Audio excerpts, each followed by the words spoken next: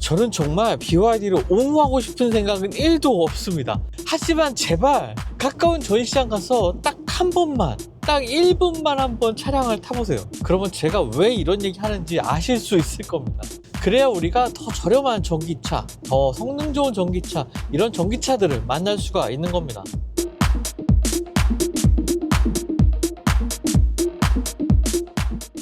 안녕하세요, 원선웅입니다. 저는 이제 BYD 돌핀 시승하고 있습니다. 제가 지난주에 돌핀과 관련된 영상을 하나 올렸었는데요, 역시나 생각했던 대로 댓글이 달렸습니다. 정리해보면 그 가격에 중국차를 왜 사냐 라는 내용이 정말 지배적이었습니다. 중국차건 국산차건 차량의 품질이 정말 형편없고 가격 대비 성능을 발휘하지 못했다면 당연히 욕을 먹어야죠. 그런 것들은 이제 소비자가 당연히 심판을 해야 됩니다. 저 또한 그럴 작정으로 지금 BYD 돌핀을 시승을 하고 있고요. 자, 그런데 이게 기대했던 그 돌핀이 아닙니다. 사실 제가 좀 궁금했던 부분은 이 품질이었거든요. 특히나 한국 소비자들의 눈높이는 굉장히 높습니다. 그런 것들은 글로벌 제조사들이 다 알고 있는 부분이기도 하고요. 그 상황에서 BYD의 이 소형 전기차 조금 걱정이 되는 거죠. 가격은 그렇다 치더라도 혹시나 이 실내 품질에 있어서 너무 흠잡을 부분이 많아지면은 이거 나와도 욕먹는데 라는 생각을 했거든요.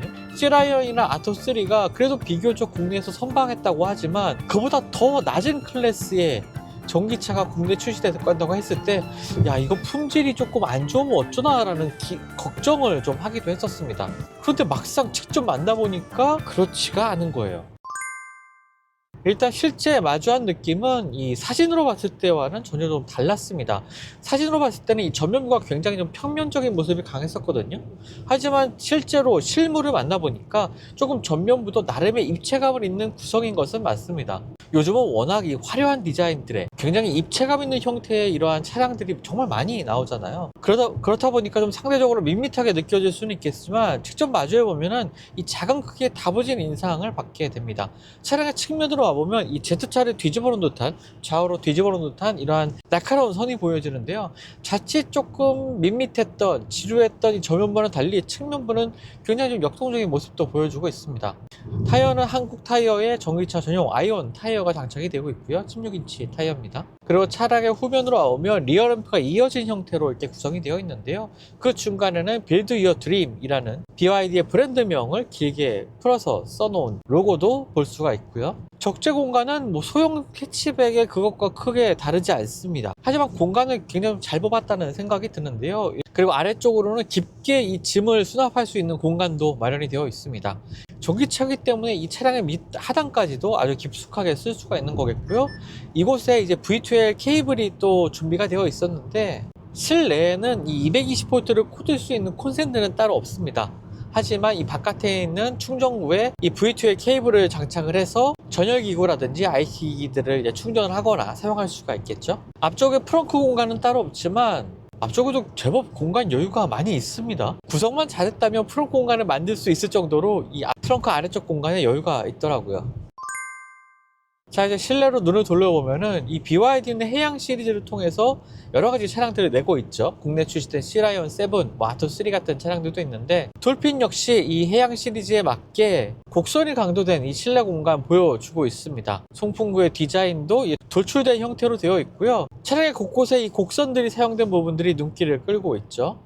앞서 말씀드렸던 것처럼 저는 소재의 이런 품질에 있어서 좀 아쉬운 부분이 있지 않을까 걱정을 했었는데 그런 점들을 찾아볼 수가 없었습니다. 위쪽에 대시보드의 질감이라든지 그 아래쪽에 약간 패브릭 재질처럼 보여지는 흡사 잠수복 소재 있죠. 그 소재와 같은 이런 촉감의 소재들이 대시보드 아래쪽에 덧대어져 있으면서 전반적으로 좀 부드러운 소재의 질감 이런 것들을 보여주고 있습니다. 도어 트림에도 이러한 소재들이 덧대어져 있고 도어 핸들 손잡이도 곡선으로 되어 있어서 그립감이 굉장히 좋더라고요. 그리고 보통 좀 저렴한 소재를 쓴 것 같은 것들이 이 도어 트림 아래쪽에 이 수납 공간 쪽에 손을 넣어서 만져보면 느껴지기도 하는데 그런 것들이 그렇게 쉽게 느껴지지가 않습니다. 소재 자체가 굉장히 품질이 떨어진다 이런 느낌은 전혀 들지가 않습니다.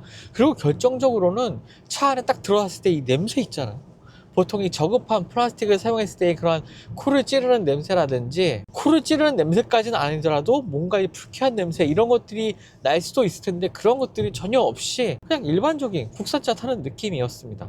자, 스티어링 휠은 살짝 D컷 형태이고요. 그리고 스티어링 휠의 왼쪽에는 주행 보조 시스템, 오른쪽에는 각각의 메뉴 버튼들 있고, 모든 버튼들은 이제 물리 버튼으로 구성되어 있어서 직관적으로 사용하기 좋습니다.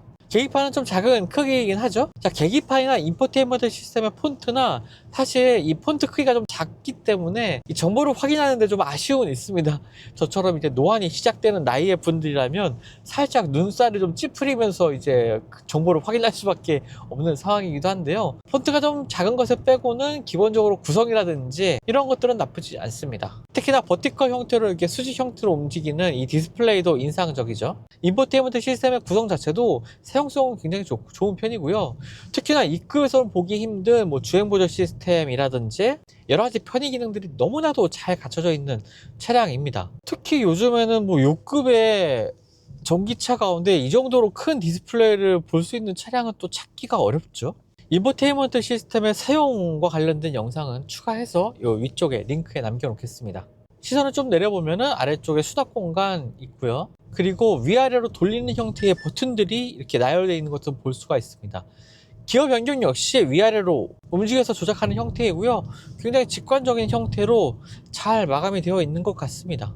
버튼으로 누르는 것보다는 이게 확실히 좀 사용하기가 편한 것 같더라고요. 그 옆에는 주행 모드 변경 버튼이 있는데요. 에코, 노멀, 스포츠 세 가지가 있고요. 스티어링 휠의 담력이라든지 회생제동의 강도 이런 것들도 인포테인먼트 시스템 안에 설정을 통해서 변경할 수가 있습니다. 자, 그리고 시트가 일정 시트가 마련되어 있습니다. 시승차는 가장 하위 트림이거든요.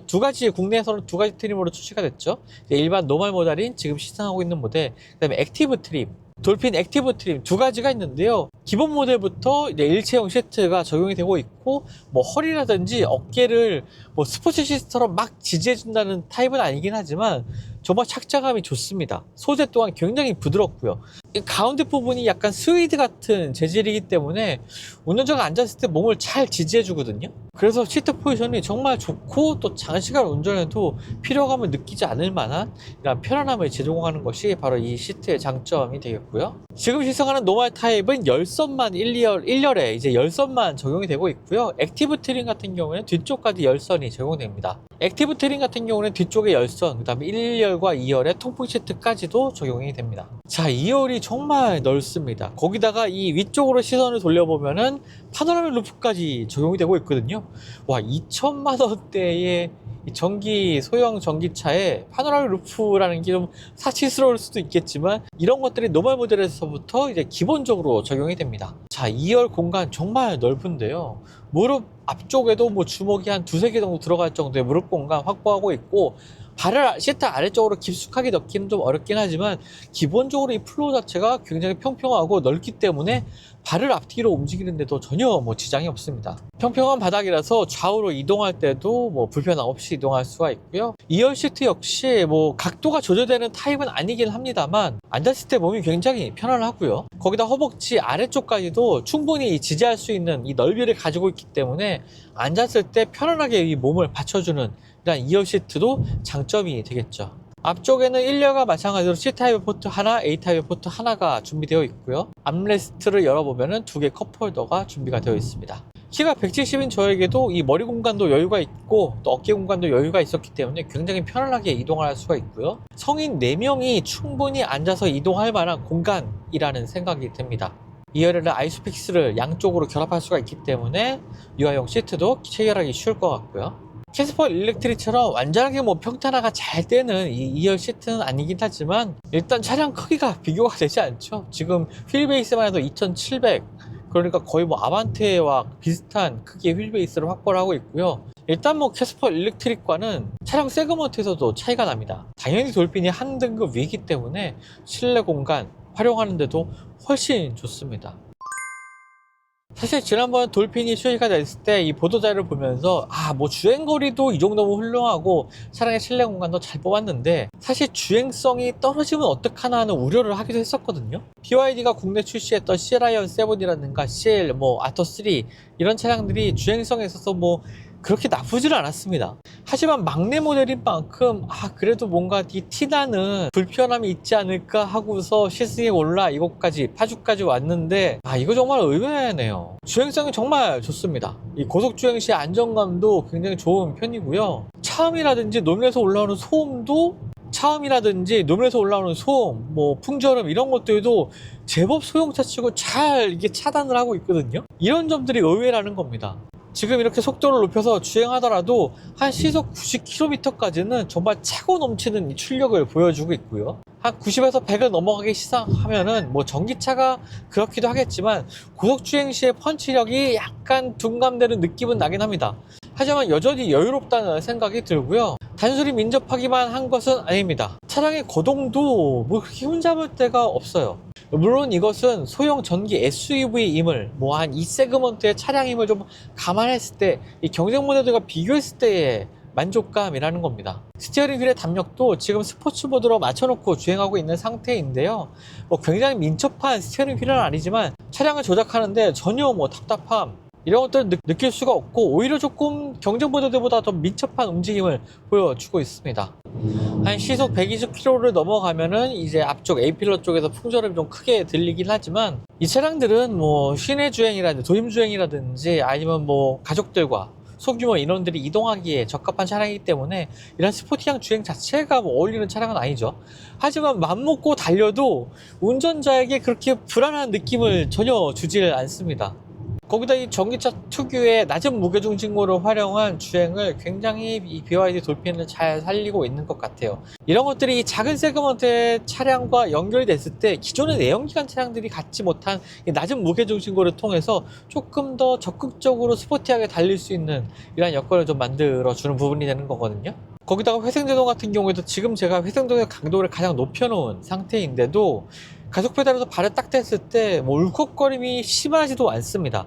그리고 속도가 낮은 경우에서는 이런 울컥거림이 더 심해지는 경우가 있는데 도심 주행에서도 그렇게 심하게 울컥거린다 또는 회생제동이 강하다 이런 느낌을 받을 수가 없거든요. 이런 것들 역시 운전자가 스트레스 받지 않을 정도의 수준으로 회생제동의 강도를 좀 조절했다라고 볼 수가 있겠고요. 주행성으로만 놓고 본다면 절대 소형 전기 SUV라는 생각이 들지가 않습니다. 그 윗급의 국산 차량과 비교해도 전혀 뒤처질 부분은 없을 것 같아요. 이 정도로 완성도를 높였다면은 해볼만 하다는 생각이 듭니다. 주행 보조 시스템도 노멀 트림부터 잘 갖춰져 있거든요. 스티어링 휠의 왼쪽에 버튼을 눌러서 주행 보조 시스템을 활성화시키면 차선의 중앙도 정말 잘 인식을 하고요. 이 설정에서도 이 끄고 켤 수 있는 기능 중에 하나가 이 표지판을 인식하는 기능이거든요. 터치식은 아니고 감압식입니다. 스티어링 휠을 조작해서 이 기능을 유지할 수가 있는데요. 앞차와의 거리도 굉장히 스무스하게 잘 조절하고 있기 때문에 켜놓고 이렇게 주행을 하면은 정말 스트레스를 확 낮출 수가 있을 것 같습니다. 실제로 경쟁 모델들과 이 계산기를 두드려 보면은 일단은 지금 시승하고 있는 이 노멀 트림의 차량 2,400만원대의 차량 같은 경우에는 국고 보조금이 다른 NCM 배터리를 탑재한 다른 국내 소형 전기차와는 차이가 좀 많이 나죠. 지자체 보조금, 국고 보조금 모두 다 더해봤을 때 서울시에서 한 500만원을 좀 넘는 수준의 이 보조금을 받는다면 돌핀은 서울에서 한 100만원을 좀 넘는 수준의 100만원 중반 정도의 이 보조금을 받게 됩니다. 그렇기 때문에 초기 판매가가 캐스퍼 일렉트릭보다 이 돌핀이 낮긴 하지만 서울시에서 이 차량을 구매하게 된다면 거의 비슷한 가격에 구매하게 되거든요. 자, 그런데 진짜 실내에 앉아보면은 실내 품질이라든지 실내 공간감 이런 것에 있어서 분명히 돌핀은 캐스퍼 일렉트릭보다 상위 차종입니다. 차량 크기만 봤을 때 폭스바겐 골프와 거의 비슷한 크기거든요. 이 정도로 실내를 여유있게 사용하면서 만족감에 있어서는 분명히 차이가 날 것으로 보여지고요. 좀 오랫동안 운전을 하면 할수록 이 공간에서 오는 편안함, 사용성, 효율성 이런 것들은 비교가 안 된다고 생각이 듭니다. 가격적인 부분에 있어서는 분명히 돌핀이 경쟁력을 가지고 있는 것은 맞다는 사실을 좀 알아주셨으면 좋겠네요. 물론 돌핀은 넘어야 될 큰 산이 있죠. 바로 중국산 전기차라는 겁니다. 댓글 다시기 전에 정말 요즘에 이 BYD 전시장도 정말 많이 생겼거든요. 가까운 전시장 가셔서 딱 1km만이라도 이 시승차 한번 운행을 해보셨으면 좋겠어요. 그리고 이렇게 저렴하면서도 상품성 좋은 전기차가 많이 나오는 게 그래야 국산차들이 정신 차리고 좋은 옵션들 또 가격 경쟁력 이런 것들을 확보하게 되거든요. 자, 지금까지 글로벌 오토스 원서동이었고요. 저 또 다음 영상 통해서 만나 뵙도록 하겠습니다. 감사합니다.